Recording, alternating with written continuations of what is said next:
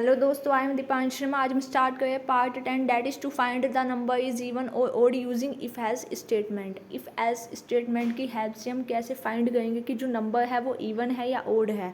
अब इवन और odd number होते क्या हैं? इवन नंबर वो नंबर होता है जो 2 से डिविजिबल हो जाता है। डिविजिबल मीन्स जो 2 से डिवाइड हो जाता है। ओड नंबर वो होता है जो 2 से डिवाइड नहीं होता।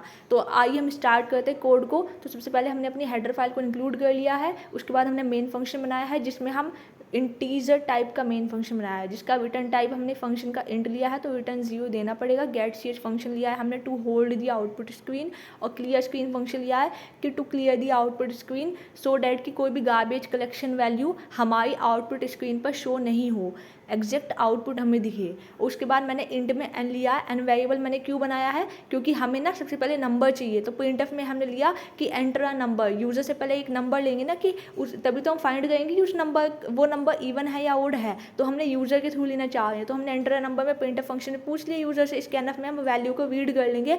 तो डबल कोट्स में मैंने यहाँ पे लिया %d लेंगे क्योंकि इंटीजर टाइप का वेरिएबल हमने डिक्लेयर किया है ऊपर। उसके बाद m% ऑफ n, हमने उस वेरिएबल का एड्रेस भी दे दिया। अब मैंने यहाँ पे इफ कंडीशन लगाई कि इफ अगर जो हमारा n है, मॉड्यूलो ऑपरेटर का यूज करेंगे कि n modulo 2, double equality check करने के लिए 0, कि अगर हमारा नंबर वो 2 से डिविजिबल होकर के उसका जो रिमाइंडर है अगर वो 0 आता है, क्योंकि मॉड्यूलो ऑपरेटर हमेशा रिमाइंडर देता है।